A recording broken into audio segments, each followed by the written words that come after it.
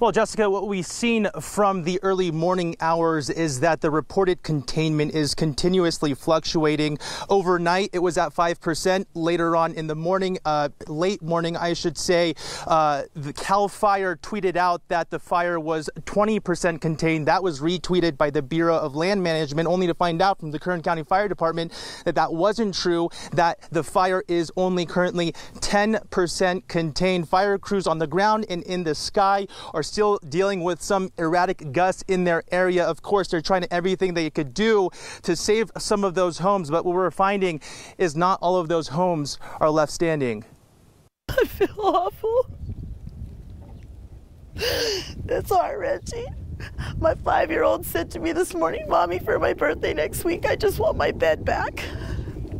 I just want my bed back."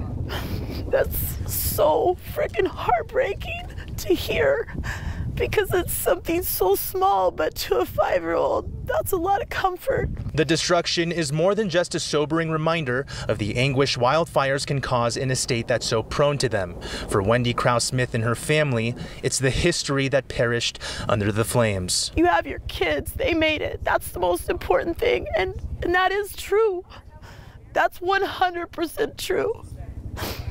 But I'm human, and I'm not an evolved human yet. I'm not that spiritual yet that I was ready to let go of all of this. Sentimental gifts from family, items from her wedding, and the place her children were raised, gone. What is that, baby? It's a piece of one of our books. Krause-Smith said she was in Bakersfield with her husband on Monday when she received a call that there was a fire near her home shortly after 3 p.m. When they arrived, their home was fully engulfed. The property was one of 2 structures that were destroyed, and beneath all of Krause-Smith's grief are questions. Who made the call that there's no water being dropped in my house? Who made the call that there's no bomber dropping retardant on my property? And the mismanagement that was going on over there was epic.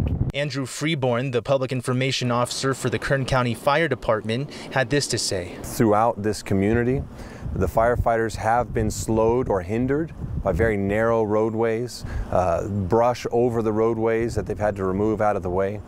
And so that definitely plays into the effectiveness of the fire suppression efforts. Our hearts go out to these individuals, as well as the other family who have lost a home out here. And Freeborn would go on to say that the fire did start somewhere out here near this home that we're standing on, just west of Caliente Bodfish Road. And the family, I did speak to them again after the interview that we did. They said that they are still trying to find a place to stay.